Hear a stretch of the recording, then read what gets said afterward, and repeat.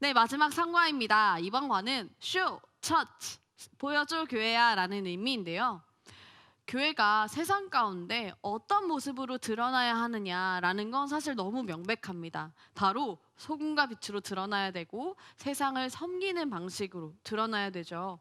말씀에서도 우리의 착한 행실로 인하여 하나님이 영광을 받게 하나님께 영광을 돌리게 하라라는 말씀도 있습니다.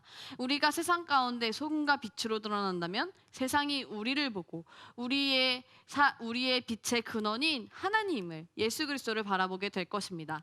그래서 우리는요 세상 가운데 보여줘야 합니다. 무엇을요? 우리의 착한 행실로 우리의 선함을 그의 사랑을 보여줘야 할 것 같네요. 그런 의미에서 이번 3과는요 쇼, 처치, 우리가 세상 가운데 무엇을 보여줘야 하는지를 배웁니다. 한번 같이 살펴볼게요. 첫 번째 단계, 이번 단계에 저희 늘 테스트 하죠. 그런데 이번에는 테스트가 조금 특이합니다. 바로 두 개로 나눠져 있어요. 하나는 처치, 교회고 하나는 미, 납니다. 자, 볼게요. 처치에 보면요. 우리 아이들에게 말해주세요. 얘들아, 교회가 이걸 하고 있는 거 같니? 라고 하면서 체크를 해보는 거예요.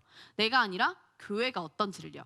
자, 보면 교회는 성도 간의 사랑의 교제가 있는지, 교회는 잘못한 사람을 바르게 징계하는지, 그리고 교회는 지역사회에서 소금과 빛의 역할을 하고 있는지, 아이들이 생각했을 때 교회의 모습이 어떤지를 하나씩 하나씩 체크해 보는 겁니다. 그렇다고 생각하는 것들을 체크해 보는 거예요. 몇 개 안 할 수도 있겠죠. 그런데 곧바로 다시 물어봐 주세요. 얘들아, 근데 교회가 누구야? 교회가 누구야? 라고 물어봐 주세요. 여러분, 교회가 누구입니까? 저희 계속 배웠죠. 교회는 바로 우리입니다.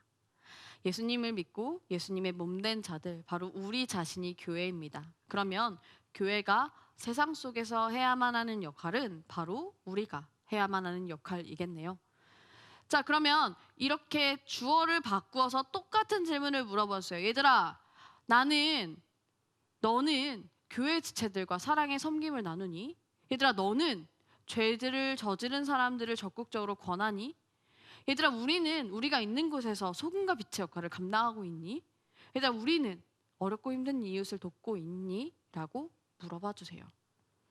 어쩌면 교회를 향하던 그 화살이 사실은 나와 상관없는 거라고 생각하고 있었을 우리 아이들이 똑같은 질문의 주어만 바꿈으로 인해서 사실은 그게 우리의 일이 되어야 하겠구나라는 생각을 하게 될 겁니다. 우리는 세상 가운데서 예수 그리스도의 몸된 교회로 살아가야 합니다. 그러면 우리는 이웃을 잘 섬기고 있나요? 세상 가운데 빛과 소금으로 살아가고 있을까요? 자, 우리 이 부분을 한번 같이 나눠보도록 하겠습니다. 자, 이번에도 우리에게 누군가 미션을 주었습니다.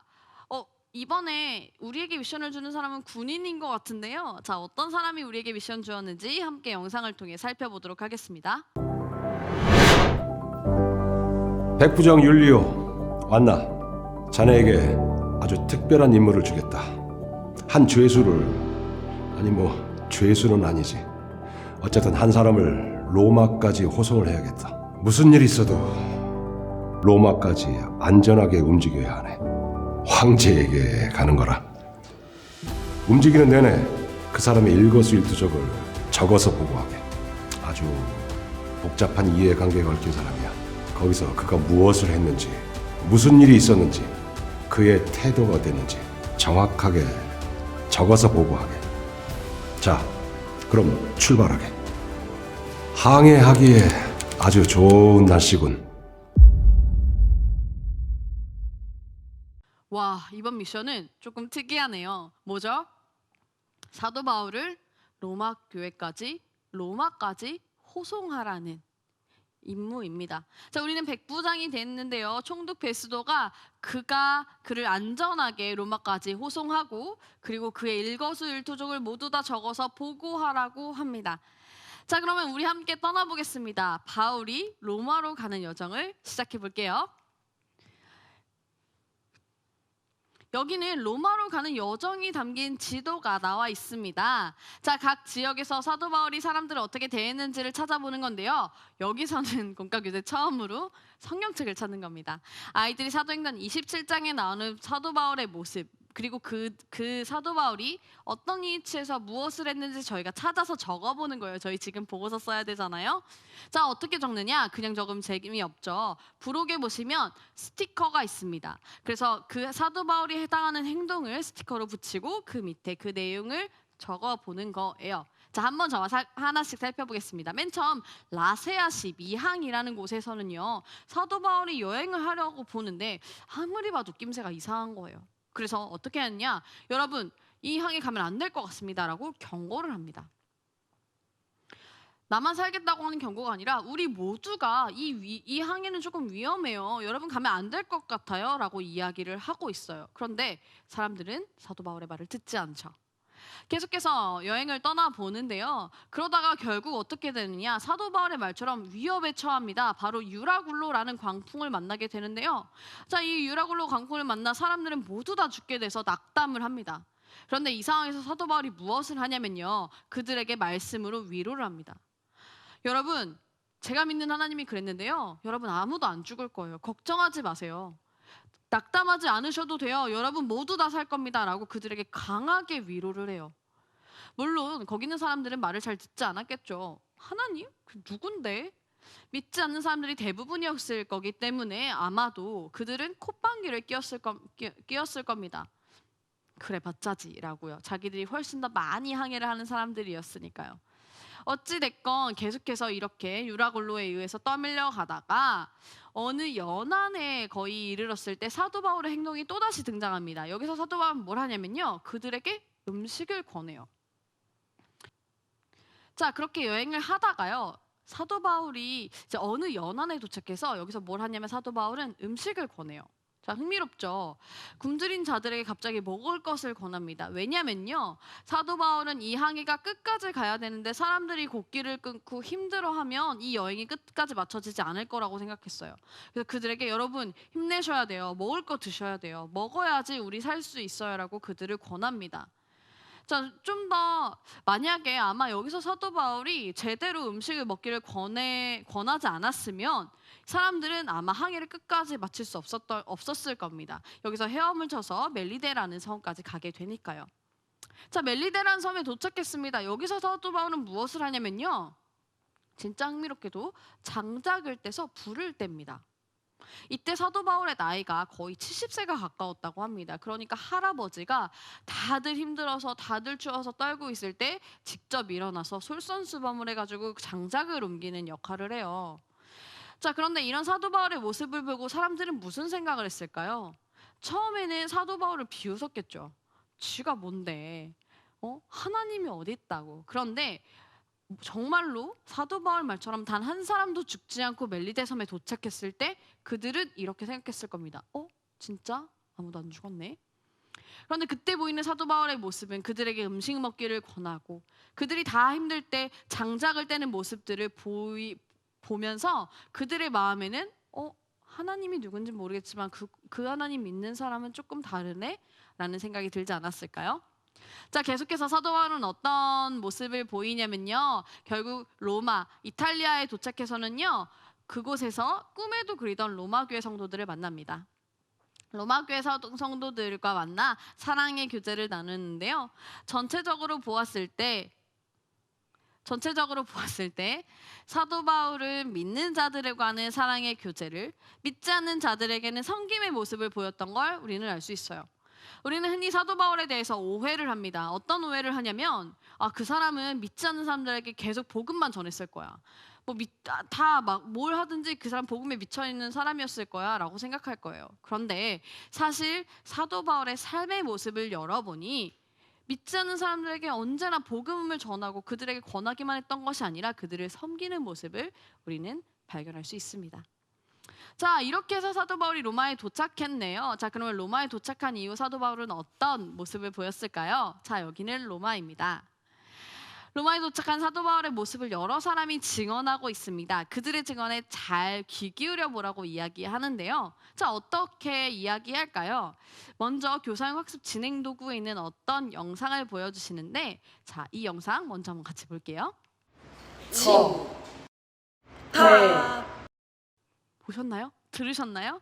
이게 무슨 영상이냐면 바로 이구동성 영상이에요. 그래서 이렇게 여기 보면은 네모 이렇게 4개 단위로 딱딱딱딱 떨어집니다. 그래서 사도 바울은 네모하고 네모했다. 그리고 네모를 전하고 네모를 말이에요. 이렇게 써 있어요. 그래서 각 교회에서는요 선생님들 얼굴로 이 이구동성 영상을 만들어 주세요. 그래서 이 이구동성 영상을 아이들에게 틀어주면 아이들이 이 모양을 보고 이 정답을 맞추는 게 이번 과의 미션입니다. 이 네모에 들어있는 말은 이거예요. 바울은 모든 사람을 환영하고 영접했어요입니다. 그리고 또 다른 내용, 또 다른 이구동성은 이렇게 있어요. 바울은 로마에서 그리스도를 전했어요. 거침없이 담대하게 말이에요 라고 적혀 있습니다. 자, 사도 바울은요 모든 사람들에게 우리가 생각했던 것처럼 그리스도를 거침없이 담대하게 전했습니다. 그런데 단순히 전하기만 했던 것 같지는 않습니다. 바울은요 모든 사람을 영접하고 환영했습니다. 믿지 않는 사람들을 환영하고 영접해주는 모습을 보였는데요. 대표적인 사람이 오네시모와 같은 사람들이 있었어요. 종임에도 불구하고 그를 맞아주었던 사도 바울은 이렇게 믿지 않는 사람들에게 늘 따뜻하게 대해주었던 것 같습니다. 자, 그럼 마지막 단계입니다. 여기는 사도 바울을 찾아라인데요. 곳곳에 숨어있는 사도 바울을 모두 다 찾으면 미션 클리어입니다. 물론 사도 바울이 숨어있는 게 어렵지 않아요. 아마 여기에 숨어 있을 겁니다. 9명의 사도 바울을 모두 다 찾으면 미션 클리어인데요. 여기는 이 미션을 그냥 클리어하는 게 문제가 아니라 이 뒤에 선생님과 하나씩 이 사도 바울의 모습이 어떤지를 살펴보는 겁니다. 어떤 곳에서 사도 바울은요 이렇게 슬픈 사람을 위로하고 있습니다. 슬퍼하는 사람을 위로하고요. 또 어떤 곳에서는요 배고픈 사람에게 빵을 주고 있어요. 그런데 빵을 주는 상대방이 누군지 보이시나요? 바로 거지예요. 배가 고픈 사람에게 먹을 것을 주고, 또 다른 곳에서는요 사도 바울은요 목마른 사람에게 물을 주는 모습을 보입니다. 또 어떤 데서는 우리가 익숙하게 말씀을 전하기도 하고요. 그리고 보면은 이렇게 거침없이 하나님의 나라를 전하기도 합니다. 그런데 그런 모습뿐만이 아니라 사도 바울은요 이렇게 자기에게 돌을 던지는 사람에게 선물을 내어주는 모습을 볼 수 있어요. 여기 보면요 이렇게 돌을 던져서 여기 피도 나는데 그래도 선물을 주고 있습니다. 자, 이게 도대체 뭘까요? 사실 여기는요 사도 바울의 그냥 모습을 나타낸 게 아니에요. 사실 사도 바울은 로마에서 가택연금 상태였는데요.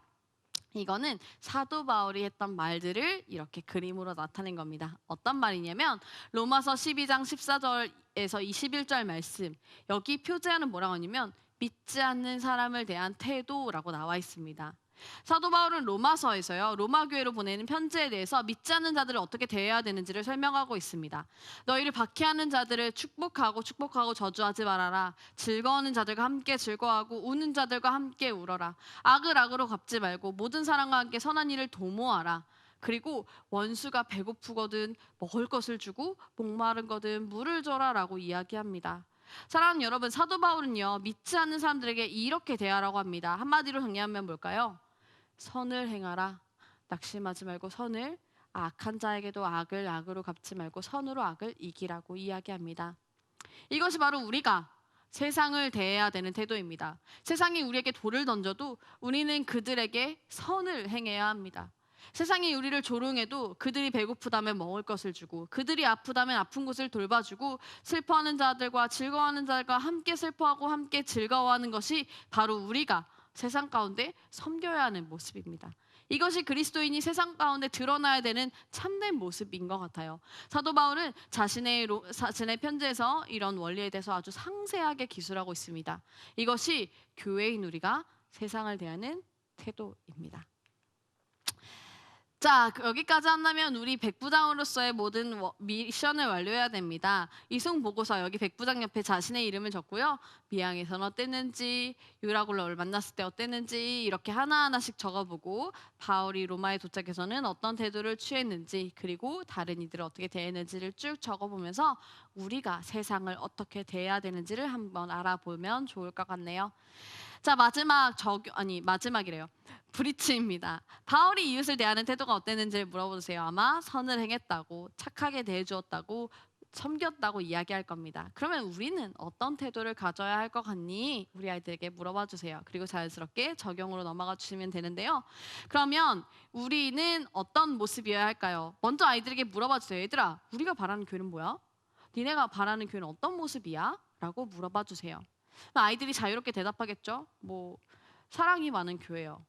뭐 가난한 사람들을 섬기는 교회요. 세상에 민폐 안 끼치는 교회. 뭐 이런 자유로운 교회 모습을 이야기할 겁니다. 그러면 그런 교회가 되기 위해서 교회인 나는 무엇을 할 수 있을까라고 이야기해 주시면서 내가 할 수 있는 것들을 점검하고 다짐하면서 마무리해 주시면 됩니다.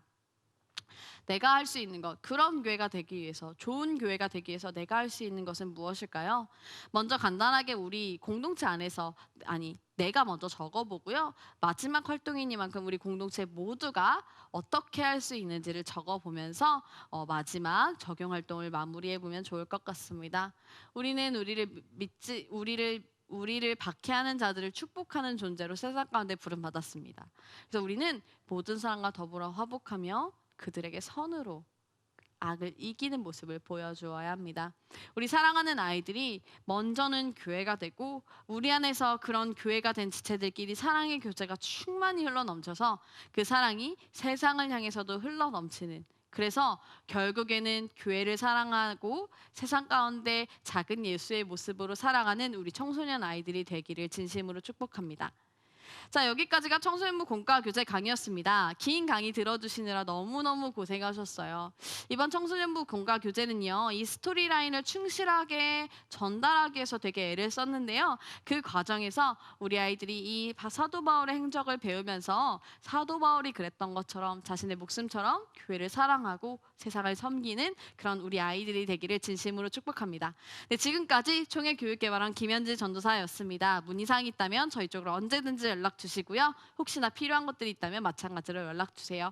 언제나 교회와 그리고 성도들, 그리고 특히 교회 학교를 섬기는 교육개발원이 되겠습니다. 지금까지 긴 강의 들어주셔서 감사합니다. 네, 청소년부 공과 교재 강의 로마로 가는 길 더 웨이 투 롬 바울의 교회 사랑 이야기였습니다. 감사합니다.